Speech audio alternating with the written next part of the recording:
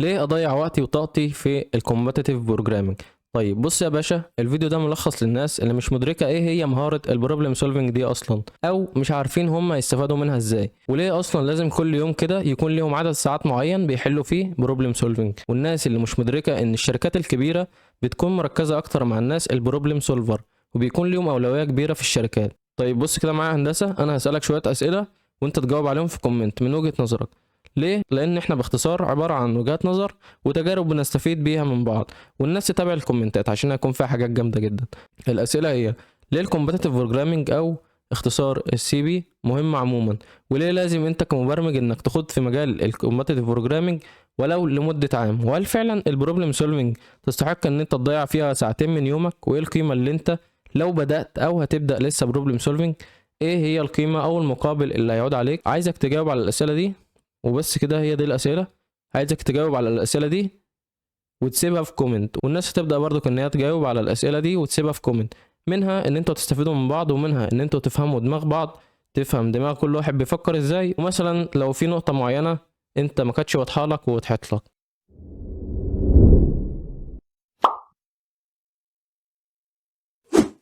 بسم الله والحمد لله والصلاة والسلام على رسول الله، اللهم صل وسلم وبارك على سيدنا محمد. تعالى بقى دلوقتي نفهم كل كلمة في الفيديو ده، ولازم تسمع الفيديو ده من البداية للنهاية عشان هتفهم كل كلمة وأكيد هتستفاد من الفيديو ده. بص يا سيدي، ايه اللي خلاني أعمل الفيديو ده أصلا وهو ما كانش جاي في دماغي؟ دلوقتي وأنا كنت بقلب على الفيسبوك وأنا بسكرول عادي زي كل يوم، المهم هو كاتب ايه؟ اقرا بقى، أنا مش هقعد أقرا لك. باختصار الكلام بتاعه هو بيقول لك البروبلم سولفنج أنا مش شايفه مهم، أو الكومبتيتيف بروجرامنج عموما يعني، والناس بتضيع وقتها وملوش اي لازمه. طيب احنا دلوقتي في الفيديو ده هنوضح ايه لازمته او اهميته. فهو حتى مش داخل في مناقشه، وده اعتقاده، والناس برضو فهمته ان دي حاجه هتفيدك في كذا وكذا، وانت المفروض ان هي سكيل مهمه وهتستفيد بيها. طيب هو اصلا مش داخل نقاش، هو داخل في حاجه في دماغه، فما علينا. فانا بصراحه مش ناوي ادخل نقاش، كده كده وهو دم هيتحرق على الفاضي. فانا عملت بوست صريح كده وسالت الناس فيه: انا ليه اضيع وقتي ومجهودي وطاقتي في الكومباتيتيف بروجرامنج؟ والناس جاوبت. سالناها على الواتس وسالناها على لينكد ان. طيب ركز في الاجابات عشان هثبت لك انها هتكون حرفيا المصدر الاساسي اللي انت هتشتغل منه في شركه كبيره، في الكوميونتي على الواتساب وفي الوصف على لينكد ان. وهسيب لك كل حاجه في الوصف، كل حاجه بنقولها في الفيديو بتلاقيها في الوصف عموما، فانت الوصف ده روح الف فيه. تركز في كلام الناس عشان كلام اللينكد ان هيفرق معاك جدا. يمكن لو مش مديها اهتمام، كلام الناس اللي اشتغلت منها هو هيكون سبب دافع ليك يحفزك ان انت تبدأ فيها. وهتعرف في الفيديو ده ان دي سكيل مهمة ولازم تبقى عندك، ولازم تبقى عند كل مبرمج، عشان ديت اصلا مهارة اساسية هتحتاجها في الشغل. يعني انت اصلا بتحتاج البروبلم سولفنج دي في الشغل عموما. طيب تعالى دلوقتي نقرا اراء الناس اللي على الكوميونتي، ونقرا اراء الناس اللي على لينكد ان. طيب دلوقتي احنا هنشوف الردود بتاعت الناس اللي كانت على الكوميونتي، بس عملناهم اعادة تحويل عشان الخصوصية. طيب دلوقتي اول واحد بيقول لك: اولا هتكون اضافة قوية في السي في. تاني حاجة هتطور المنطق والتفكير البرمجي. تالت حاجة هتحطك تحت ضغط عشان تتعود بعد كده في الشغل.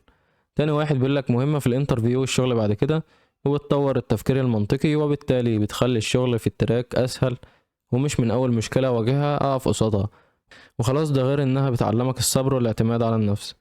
تالت واحد بيقول لك هتستفيد كتير جدا، انا شغال ليا اكتر من سنة فرونت اند ديفلوبر، كل اللي بتحله بيعدي عليك تاني في الكيسز كتير. اي شغل سوفت وير انا بحكي تجربتي، وكمان السي في بيبقى قوي، وهكذا من مميزات بقى. اتمنى الكل يكون مستمتع ويكون عارف ان الحاجة دي هيحتاجها بعدين.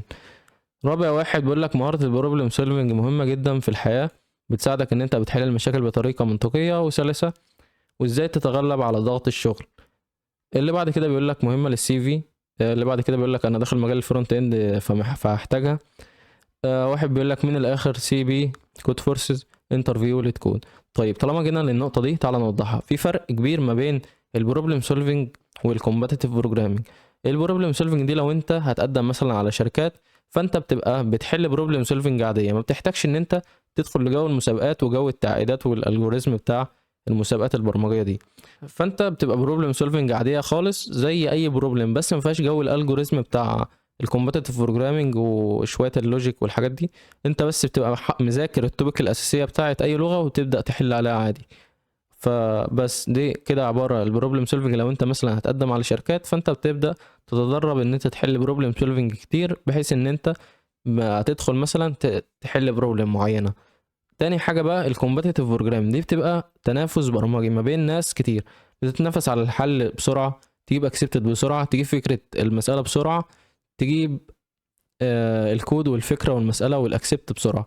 فدي بتبقى تنافسيه بتعلمك المنافسه، بحيث ان انت بتتدرب لحد ما توصل للمسابقه مثلا معينه زي الاي سي بي سي او الاي سي بي سي او الاي سي بي سي، وتبدا ان انت بقى تدخل تبراكتس، وتبدا ان انت تنافس الناس. البروبلم سولفنج مشاكل عاديه، الكومباتيف بروجرامينج مسابقات، تم انت بالمسابقات والسرعه وجو ان انت تتحط تحت ضغط وتشتغل في تيم وورك والحاجات دي. هي مش هنكر، صلح النحو الاول وبعد كده ابقى اكتبها.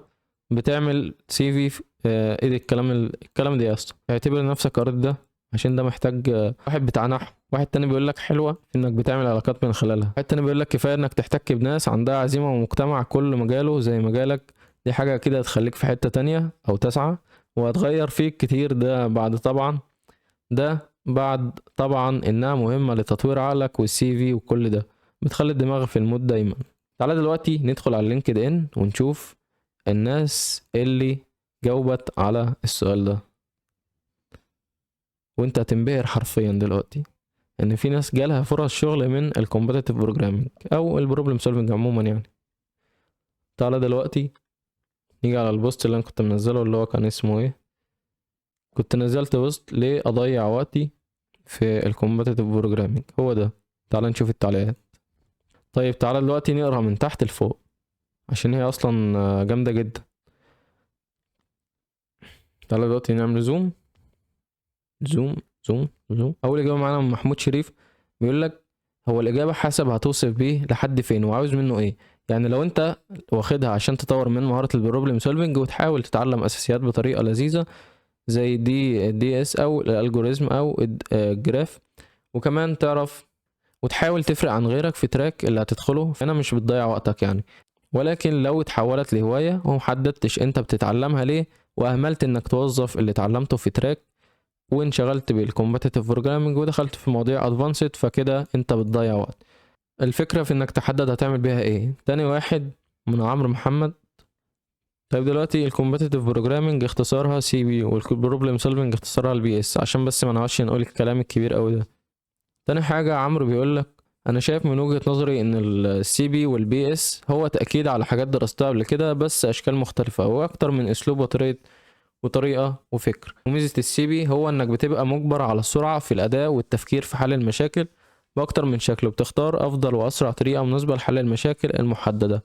وسواء ده او ده، الفايده منها هو انك بعد فتره من التعلم والممارسه بتبدا تكتسب خبره بتفيدك في الحياه العمليه وسوق العمل، وبيميزك عن غيرك في اي تراك بشكل عام.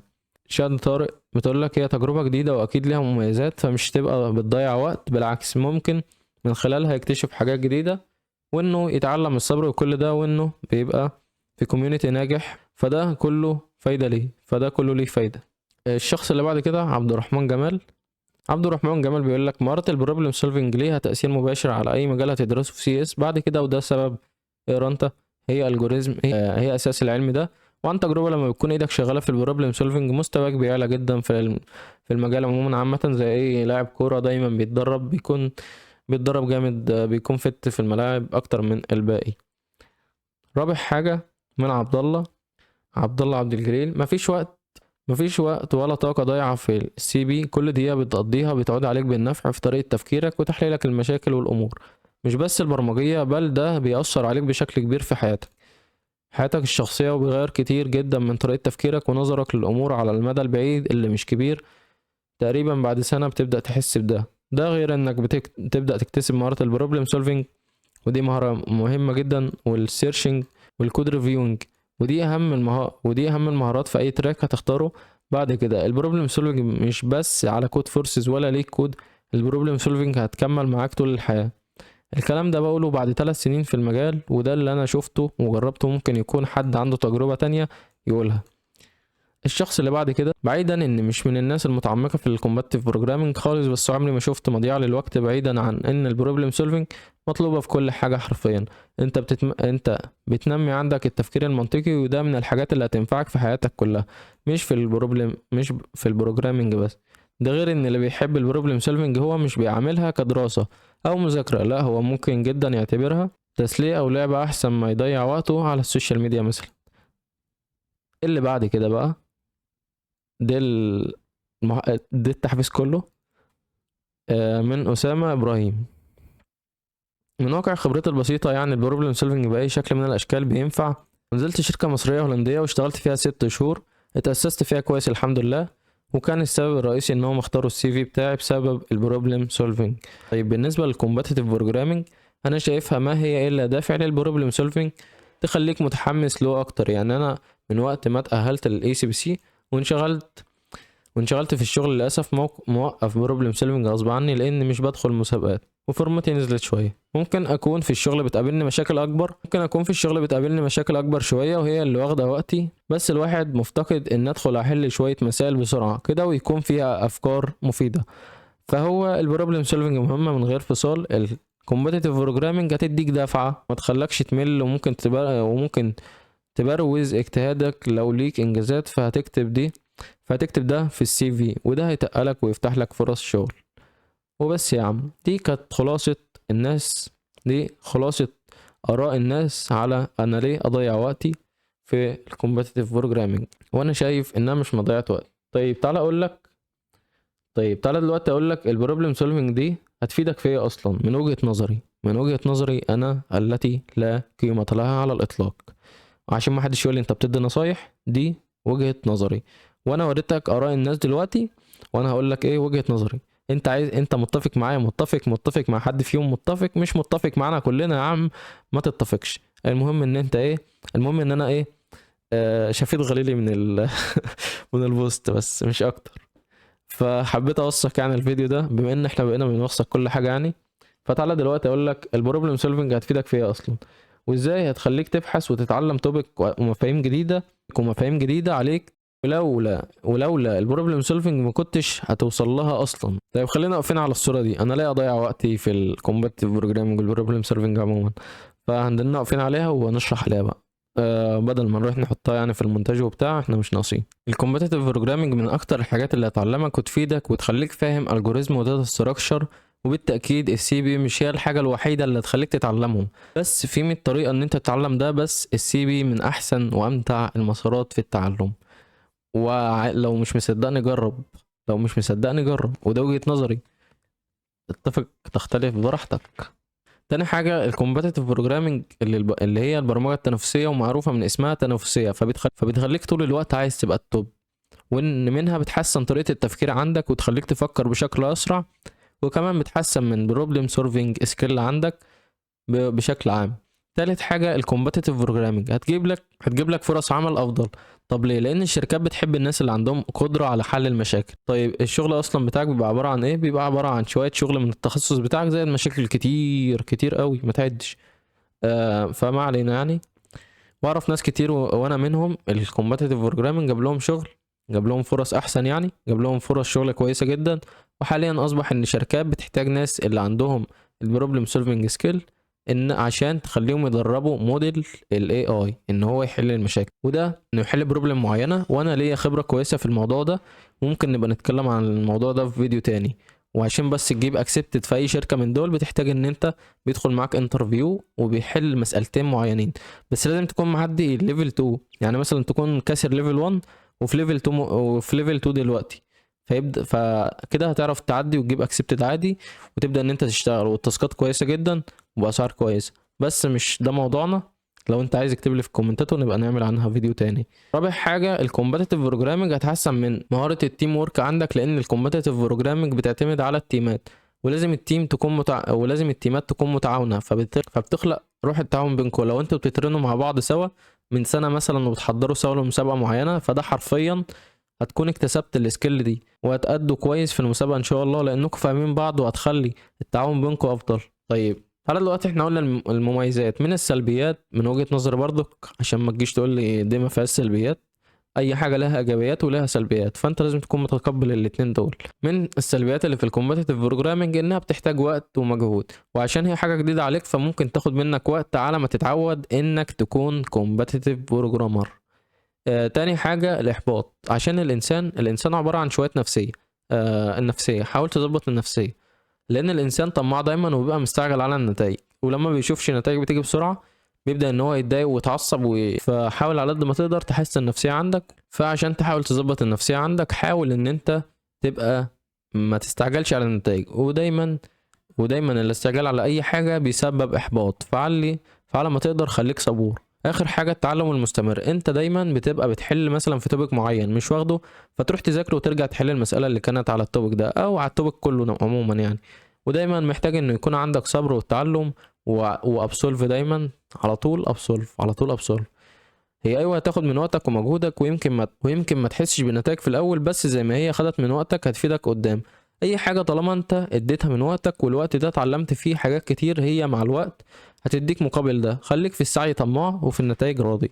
حطها قدامك دايما، خليك في السعي طماع وفي النتائج راضي. يعني انت عملت اللي عليك خلاص، ما انت عملت كل اللي تقدر عليه، ومفيش في ايدك اي حاجه ان انت كنت تعملها وما عملتهاش. خليك راضي بالنتائج مهما عملت، السعي عمره ما بيروح. طيب انا خلصت، بس عشان ننهي الجدل في السؤال ده، ليه بضيع وقتي في حاجه زي كده؟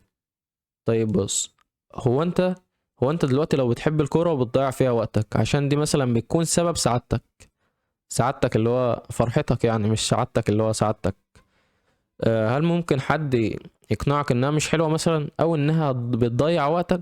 فانت والله اللي بتحدد الحاجه دي، سواء كانت بتضيع وقتك او انت بتعملها عشان بتحبها، او مثلا يعني مثلا انا حابب ده فبضيع فيها وقت عادي. طب طالما حاببها انا مش هدي اهتمام لاي حد ان هو مثلا يقنعني بحاجه ان هي مش هتفيدني او مثلا ملهاش لازمه. فانت اللي بتحدد ده، سواء انت حابب البروسيس نفسه مكمل فيه، او مثلا الاكسبتد بيديك تحفيز ان انت تكمل تحل تاني، او مثلا انت بتحب نوع الهوايه دي مثلا.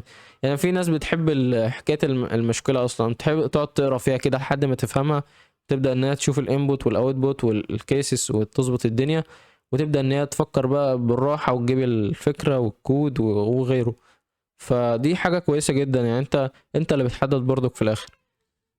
وبس كده، ما تخليش حد يقنعك انها كذا كذا، الحاجه اللي انت مقتنع بيها كمل فيها. وده كان وجهة نظري ووجهة نظر الناس عرفناها كلنا، وشفت الناس اللي اشتغلت وشفت الناس اللي بتحب الحاجة دي. وبس كده انا خلصت. ما تنساش تشترك في القناة وتفعل زر الجرس وتضغط لايك للفيديو وتشير الفيديو مع زمايلك وتشترك في القناة، عشان حابب اقول لك ان في هتكون في معانا شوية 4 كونتستات هيكون عليهم جوائز لأول واحد. الكونتستات ده هتتعمل بعد ما نخلص مراجعة على الشيت اللي انا كنت منزله في الفيديو اللي هو هسيبه لك في الوصف، اللي هو الفيديو ده اوريه لك دلوقتي، اللي هو الفيديو ده. لو شفت الفيديو ده هتعرف ان احنا بعد المراجعة دي هنعمل 4 كونتستات. مش هتفهم كلامي دلوقتي، بس انت لو ما شفتش الفيديو ده روح شوفه عشان تفهم اللي احنا بنقوله. فالفيديو ده يعني احنا كنا عاملين شيت ان احنا هنخلصه مثلا في 7 ايام، اما يخلص في 7 ايام هيكون عليه كونتست. الكونتست دي هتكون للناس اللي في الكوميونتي، والناس اللي هنا على القناة، والناس اللي على الفيسبوك، والناس اللي في كل حتة. فعموما يعني عادي، العدد مش محدود فيها، بس يعني لما نخلص هنعمل فيديو نعلن برضك عن المسابقة. فالمسابقة هيكون 4 كونتستات هنحددهم في الكوميونتي على الواتس. فلما نحددهم ان شاء الله هنبدأ ان احنا ندخلهم، وهيكون عليها جوائز مادية لأول واحد يطلع في الكونتست ويكون حل اكبر عدد من المسائل. وبس كده، سلام.